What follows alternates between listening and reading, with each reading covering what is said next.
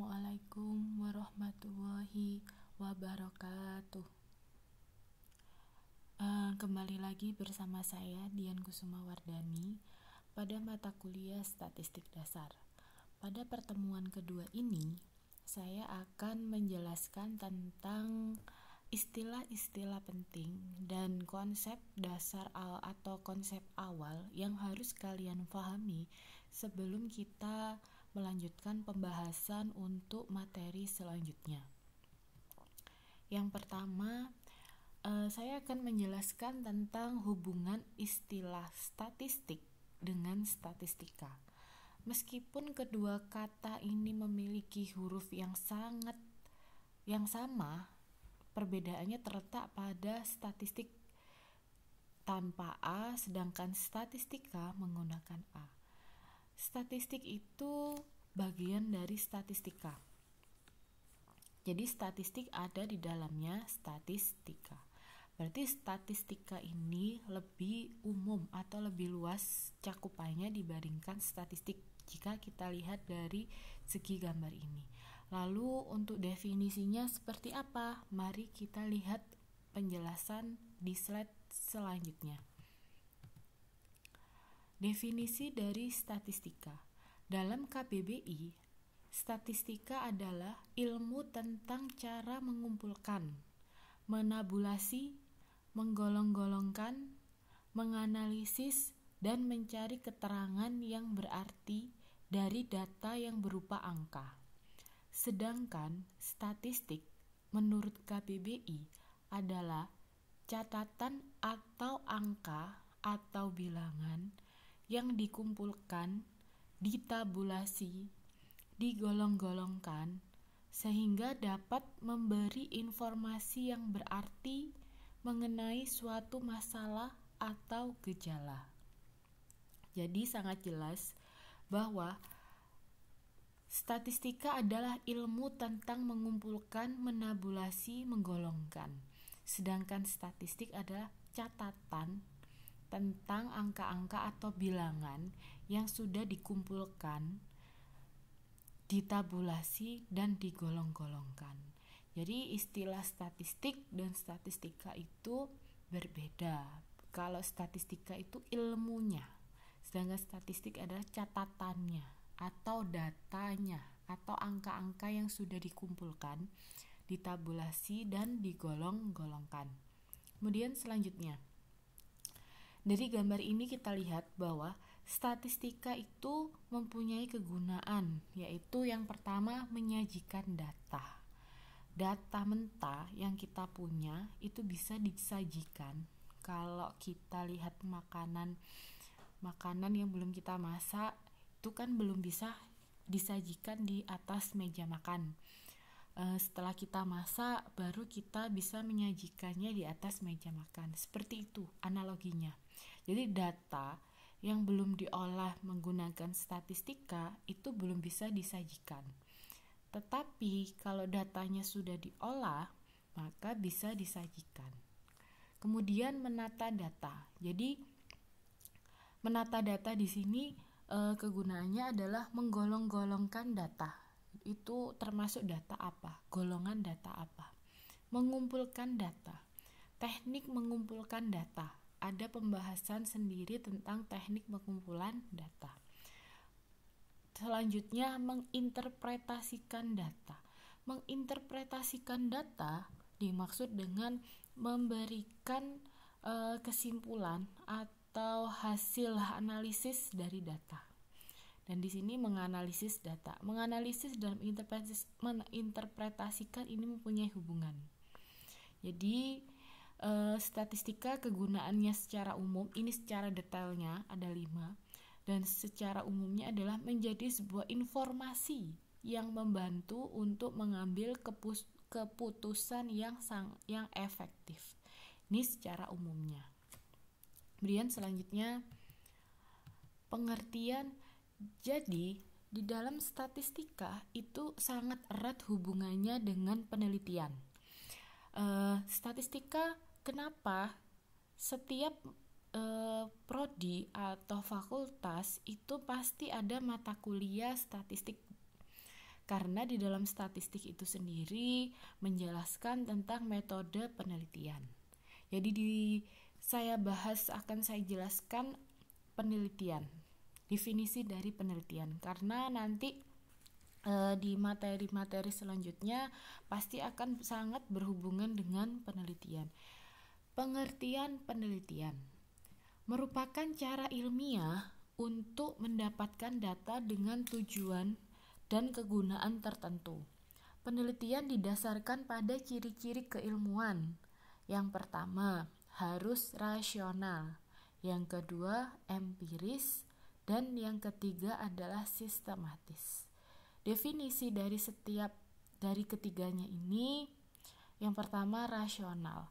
Apa yang dimaksud dengan rasional? Rasional adalah kegiatan dalam penelitian dilakukan dengan cara-cara yang masuk akal sehingga terjangkau oleh penalaran manusia. Jadi, ciri pertama dari penelitian itu harus rasional, bisa diterima oleh akal sehat manusia. Yang kedua, empiris. Empiris adalah cara yang digunakan dalam penelitian dapat teramati oleh indera manusia. Jadi kalau kalian melakukan penelitiannya itu yang pertama harus rasional, yang kedua harus empiris. Yang pertama bisa diterima oleh akal sehat manusia, yang kedua empiris, bisa teramati oleh indera manusia. Jadi objek penelitian kalian itu bisa teramati oleh indera manusia. Yang ketiga, sistematis. Proses yang dilakukan atau yang digunakan dalam penelitian menggunakan langkah-langkah yang bersifat logis. Jadi di sini sistematis itu langkah-langkahnya harus berurutan. Tidak bisa meloncat-loncat langkah 1, setelah itu langkah 2, setelah itu langkah 5, tidak bisa. Jadi harus langkah 1, kemudian langkah 2 dan seterusnya. Setelah kalian mengetahui sifat-sifat ciri-ciri keilmuan, yang pertama tadi harus apa? Harus rasional. Ciri-ciri keilmuan yang pertama harus rasional, empiris, dan yang terakhir sistematis. Kemudian di dalam sebuah penelitian kita tidak bisa bergerak sendiri. Dalam suatu penelitian harus ada objek apa yang akan kita teliti. Nah, objek itu dinamakan variabel dalam penelitian. Definisinya, suatu atribut atau sifat atau nilai dari orang, objek atau kegiatan yang mempunyai variasi tertentu yang diterapkan oleh peneliti untuk dipelajari dan ditarik kesimpulan. Ini definisi dari variabel penelitian. Jadi, intinya adalah kegiatan yang diterapkan peneliti untuk dipelajari kemudian diambil kesimpulan. Macam variabel yang akan dibahas adalah ada 2 yang sering dibahas dan secara umum sering digunakan, yaitu variabel independen dan variabel dependen. Variabel independen punya nama lain, yaitu prediktor. Ini prediktor atau bebas. Sedangkan variabel dependen punya nama lain, yaitu respon atau terikat.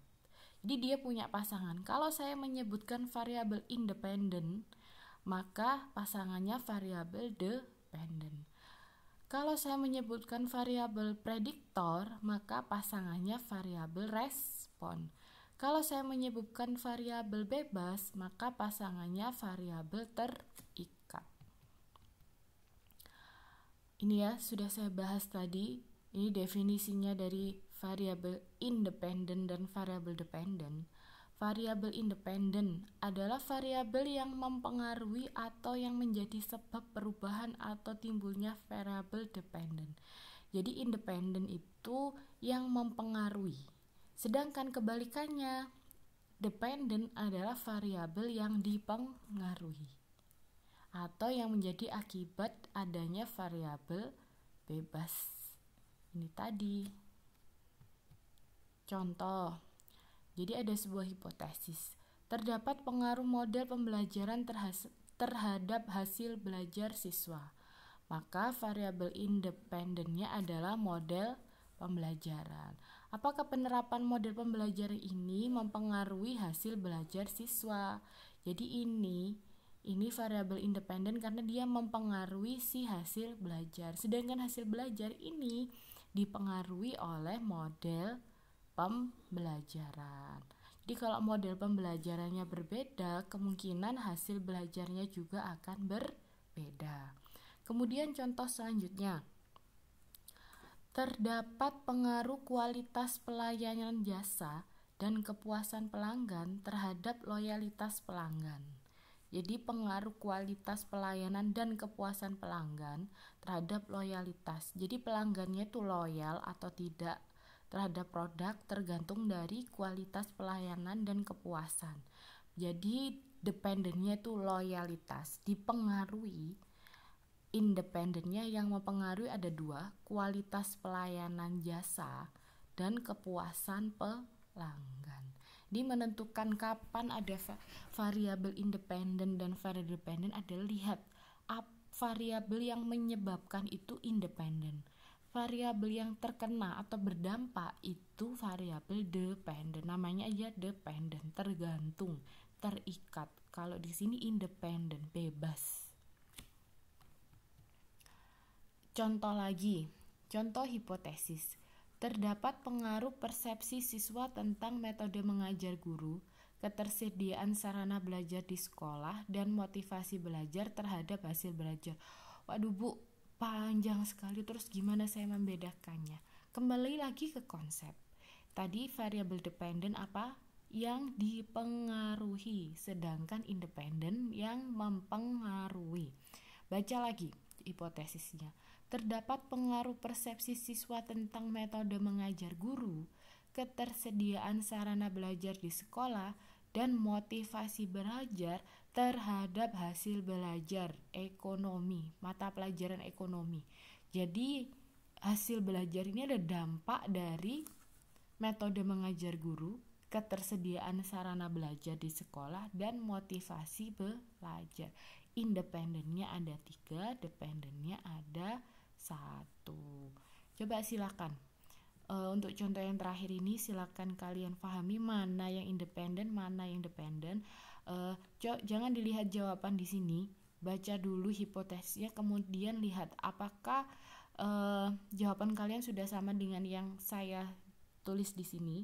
Kalau belum, berarti kalian masih belum paham dan silakan ditanyakan pada saat pertemuan luring atau bisa nanti disampaikan kepada penanggung jawab kelas untuk saya jawab dengan segera.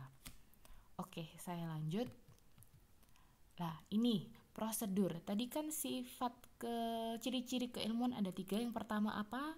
Rasional. Yang kedua empiris. Yang ketiga sistematis. Nah, sistematis itu langkah-langkahnya itu harus urut. Jadi ini langkah-langkahnya, prosedur dalam sebuah penelitian. Yang pertama, tahap perencanaan penelitian. Jadi, sebelum kalian terjun langsung dalam suatu penelitian, kalian harus merencanakan kalian akan meneliti tentang apa, objeknya di mana, kapan, terus estimasi biaya dan waktunya juga. Kemudian pelaksanaan penelitian. Yang ketiga, tahap penulisan laporan penelitian. Nah, dalam tahapan penulisan laporan, kalau mahasiswa biasanya jatuhnya pada skripsi, yaitu yang pertama mendefinisikan dan merumuskan masalah. Yang kedua, melakukan studi kepustakaan. Yang ketiga, merumuskan hipotesis. Yang keempat, menentukan desain penelitian atau metodologi penelitian. Yang kelima, mengumpulkan data. Yang keenam, mengolah dan menyajikan data. Yang ketujuh, menganalisis dan menginterpretasikan. Yang terakhir, membuat generalisasi dan kesimpulan. Bukan terakhir ya. Kemudian yang paling terakhir, membuat laporan. Saya ulangi lagi, mendefinisikan dan merumuskan masalah. Jadi sebenarnya kalian itu pada saat membuat suatu penelitian, kalian itu mencari suatu masalah. Bu, kenapa masalah kita cari? Lah, di situ estetikanya. Jadi masalah itu kalian mencari masalah, kemudian mencari solusi dari masalah tersebut untuk kemudian dilaporkan. Makanya di sini mendefinisikan. Jadi kalian harus mendefinisikan, menceritakan masalah apa yang akan kalian angkat pada penelitian kalian. Kemudian merumuskan. Merumuskan adalah masalah apa, inti-inti masalahnya itu seperti apa. Melakukan studi kepustakaan di sini itu apakah masalah ini sudah pernah ditangani. Kalau sudah, nanti solusinya seperti apa, terus kalian lakukan evaluasi. Kalau belum, solusinya kalian yang menentukan. Merumuskan hipotesis ini dugaan sementara. Menentukan desain penelitian, yaitu metodenya, mau kual atau kuan. Mengumpulkan data, mengolah dan menyajikan data, menganalisis dan menginterpretasikan, membuat generalisasi dan kesimpulan. Kemudian yang paling akhir adalah membuat laporan. Jadi dalam tahapan ini statistik sangat digunakan, sangat-sangat membantu kalian dalam suatu penelitian. Selanjutnya, statistika inferensi. Jadi seperti ini ya. Statistika itu dibagi menjadi dua. Yang pertama statistika inferensi, yang kedua deskriptif. Dari namanya bisa terlihat bahwa statistika inferensi di sini itu kita mengambil suatu keputusan, kesimpulan, kita melakukan pengujian. Kalau di sini tuh tidak melakukan apapun, hanya deskriptif saja, memberikan gambaran. Dalam statistika inferensia itu ada namanya parametrik dan non-parametrik. Nanti di semester genap akan saya kupas perbedaan antara parametrik dan non-parametrik. Ini untuk definisinya, silakan dibaca. Data. Apa sih sebenarnya data? Kalau kita belajar statistik, kita tidak akan pernah lepas dengan yang namanya data. Data itu menurut definisi merupakan suatu fakta yang digambarkan melalui angka, simbol, kode, dan lain-lain. Data itu bentuk jamak, maka bentuk tunggalnya tuh namanya datum. Jadi kalau kalian punya ukuran sepatu saya 37, berarti itu namanya datum. Tapi kalau ukuran sepatu mahasiswa semester 3, berarti itu namanya data, kumpulan dari beberapa banyak datum. Tuh. Ini macam data. Jadi data itu dibagi menjadi dua, ada namanya data kuantitatif, ada namanya data kualitatif. Data kuantitatif itu terdiri dari dua lagi, diskrit dan kontinum. Kalau kuantitatif, data kuantitatif berarti kita biasanya kalau orang-orang biasanya menyebutnya itu berupa angka. Kalau di sini bukan angka, berupa pendapat atau simbol yang lain. Kuantitatif, diskrit, dan kontinum. Kalau diskrit ini dari hasil menghitung. Kalau kontinum ini dari hasil mengukur. Contohnya apa, Bu? Contoh menghitung. Angka 1 sampai 10. Kalau kontinum itu kilometer, itu kan ada koma-koma. Nah, itu mengukur, bukan menghitung. Selain ada macam data kuantitatif, ini tadi ya, ini definisinya, kualitatif dan kuantitatif. Nah, kualitatif data yang tidak berbentuk bilangan, contoh jenis kelamin dan warna. Data kuantitatif data yang berbentuk bilangan, contoh tinggi, panjang, dan umur. Alat pengumpul data yang pertama bisa tes soal atau soal tes. Kedua, kuesioner atau angket. Ini yang paling sering digunakan oleh anak skripsi. Checklist bisa, pedoman wawancara, pedoman dokumentasi. Macam data berdasarkan tingkat pengukuran. Ada 4. Yang pertama nominal, yang kedua ordinal, yang ketiga interval, yang keempat rasio.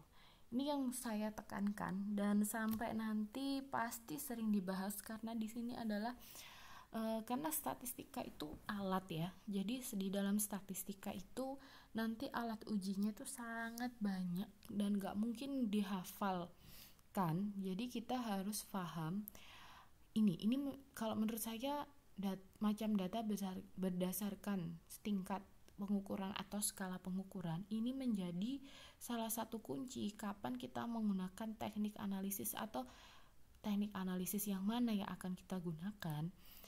Ini salah satu kuncinya dan harus dihafal 4 ini. Daripada menghafal semua teknik analisis dalam statistika, mending menghafal ini. Yang pertama, nominal. Apa sih data nominal itu? Data nominal adalah data yang berasal dari pengelompokan peristiwa berdasarkan kategori tertentu. Contoh yang paling sering yaitu jenis kelamin, pria dan wanita. Jadi di sini angka 1 dan angka 2 itu hanya kode. Jadi seumpama nanti prianya saya kasih angka 2, wanita angka 1, itu enggak masalah. Jadi dikategorikan saja dan ketika diubah dibolak-balik kodenya ini itu tidak berpengaruh. Kebalikannya dengan ordinal, data yang berasal dari objek atau kategori tertentu, dengan kata lain memiliki urutan tertentu. Di sini jenjang sekolah SD, SMP, SMA, perguruan tinggi. Seumpama SD saya kasih kode 1, SMP kode 2, SMA kode 3, dan perguruan tinggi itu kode 4. Berarti ini 1, 2, 3, dan 4. Kode 1, 2, 3, 4 ini tuh kode jenjang. Jadi tidak bisa dibalik. Yang ini 1, ini 4, ini 3, ini 2. Itu enggak boleh. Kecuali gak seperti ini. Ini saya kasih kode 1, ini 2, ini 3, ini 4. Itu enggak apa-apa. Tapi harus berurutan. Nah, ini sesuai dengan definisinya, data yang berasal dari objek atau kategori tertentu, dengan kata lain memiliki urutan tertentu. Kalau di nominal hanya dikategorikan saja. Kalau di sini dia kategori tapi dia mempunyai urutan. Selanjutnya, interval dan rasio. Interval adalah data yang berasal dari objek atau kategori yang diurutkan dan memiliki rentang yang sama. Perhatikan kalimat ini, yang diurutkan dan memiliki rentang yang sama. Besarnya jarak dapat dikurangi atau ditambah dan tidak terdapat titik nol absolut. Contoh, berat badan, tinggi badan. Sedangkan data rasio adalah data yang menghimpun semua ciri dari data nominal, ordinal, interval dan terdapat titik nol absolut. Contohnya nilai UTS, nilai UAS. Jadi perbedaan kalau tadi nominal sama ordinal, kalau di nominal itu kategori. Kalau di sini kategori tapi memiliki urutan. Kalau di interval dia itu mempunyai rentang, besarnya jarak bisa dikurangi atau ditambah dan tidak terdapat titik nol absolut. Sedangkan di rasio terdapat titik nol absolut. Apa Bu titik nol absolut itu? Titik nol absolut adalah bahwa data tersebut mempunyai nilai 0. Contohnya apa? Kan di sini tidak terdapat. Apakah ada manusia yang tidak mempunyai berat badan? Tidak ada. Manusia yang tidak memiliki tinggi badan? Tidak ada. Makanya dia termasuk data interval. Kalau di sini rasio, apakah ada mahasiswa yang tidak memiliki nilai UTS? Ada. Kenapa dia tidak memiliki nilai UTS? Yang pertama, mungkin dia tidak datang waktu UTS, jadi dia tidak memiliki nilai UTS, atau dia tidak mengerjakan soal UTS sehingga dosen tidak memberikan nilai UTS. Begitu perbedaan antara interval dan rasio. Kemudian ada lagi data berdasarkan sumber pengambilannya. Yang pertama primer, yang kedua sekunder. Jadi primer itu data yang diperoleh langsung oleh peneliti. Contohnya data kuesioner, data survei, atau data observasi. Yang kedua data sekunder, data yang diperoleh dan dikumpulkan peneliti dari sumber yang telah ada. Jadi kita meminta dari instansi lain. Kalau primer kita yang mengumpulkan sendiri. Ini ya contoh pengumpulan data. Kalau kita mengumpulkan dari masa lampau itu namanya data time series. Kalau saat ini data cross section, kalau yang akan datang gunakan yang akan datang untuk merancang atau memprediksi. Nih data berdasarkan waktu pengumpulannya. Jadi ada data time series, ada data cross section. Data lah ini time series, data cross section. Tidak terlalu saya bahas, yang penting kalian tahu saja. Peranan statistika dalam penelitian. Yang pertama, alat untuk menguji validitas dan reliabilitas instrumen penelitian. Jadi ini ya, mungkin sekarang kalian masih belum paham maksudnya validitas dan reliabilitas itu yang seperti apa. Saya jelaskan secara singkat. Jadi tadi kan saya menjelaskan alat pengumpulan data itu ada yang namanya kuesioner atau angket. Jadi kuesioner atau angket itu yang membuat siapa? Yang membuat itu peneliti. Peneliti yang membuat. Terus untuk menguji apakah kuesionernya itu sudah baik atau tidak, itu menggunakan uji validitas dan reliabilitas. Terus yang kedua, teknik untuk menyajikan data sehingga data menjadi lebih informatif. Contoh menggunakan tabel, grafik, diagram lingkaran, piktogram. Ini yang akan kita pelajari nanti setelah materi ini, teknik menyajikan data. Terus yang ketiga, alat untuk menghitung besarnya anggota sampel yang diambil dari suatu populasi. Ini namanya tekniknya itu teknik sampling, nanti akan kita pelajari. Alat untuk analisis data seperti pengujian hipotesis penelitian, contoh analisis korelasi, analisis regresi, uji T, dan uji ANOVA. Ini nanti kita bahas di semester depan untuk pengujian hipotesis. Kemudian fungsi statistik yang pertama, bank data. Waduh Bu, bank data. Ya, kalian tahu Badan Pusat Statistik itu semua data ada di situ. Makanya dinamakan bank data. Alat quality control. Jadi kita bisa mengontrol kualitas menggunakan statistik. Biasanya tuh digunakan di perusahaan. Kalau dulu saya itu ada mata kuliah statistika pengendalian mutu SPM. Jadi itu ya kayak paku itu kan diameternya kan harus sama dan ada ukuran-ukuran tertentu. Nah itu dia kan punya alat. Jadi alatnya berjalan, kalau dia ukurannya waktu pembuatan ukurannya nggak sesuai, maka dia langsung out of control. Out of control itu dia keluar dari pengontrolan yang kualitasnya itu tadi, makanya disebut dengan alat quality control. Yang ketiga, alat analisis data. Ya ini tadi termasuk pengujian hipotesis. Yang keempat, pemecahan masalah dan pembuatan keputusan. Ini jenis penelitian berdasarkan tempat penelitian.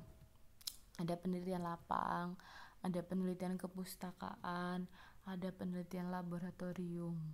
Ada 3 istilah-istilah penting yang bahkan akan kalian sering dengar. Populasi adalah keseluruhan unit atau individu yang ingin diteliti, sedangkan sampel sebagian anggota dari populasi yang akan dipilih dengan prosedur tertentu dan diharapkan dapat mewakili suatu populasi. Yang keempat, parameter. Suatu nilai yang menggambarkan karakteristik dari suatu populasi.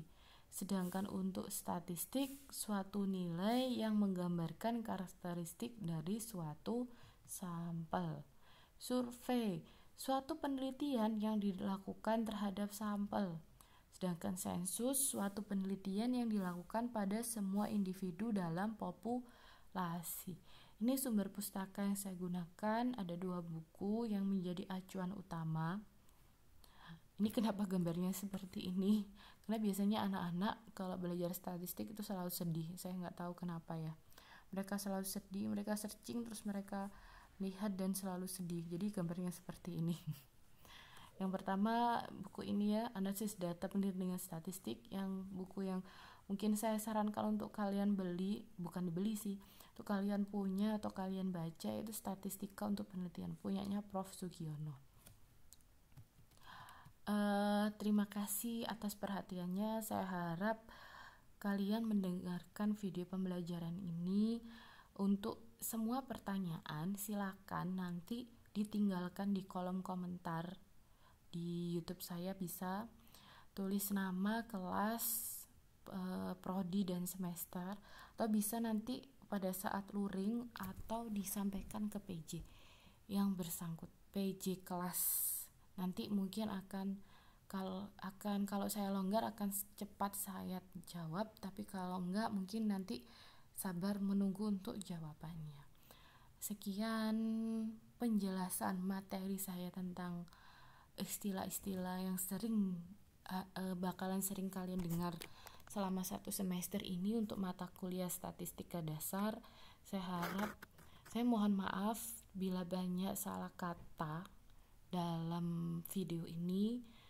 Saya akhiri. Wassalamualaikum warahmatullahi wabarakatuh.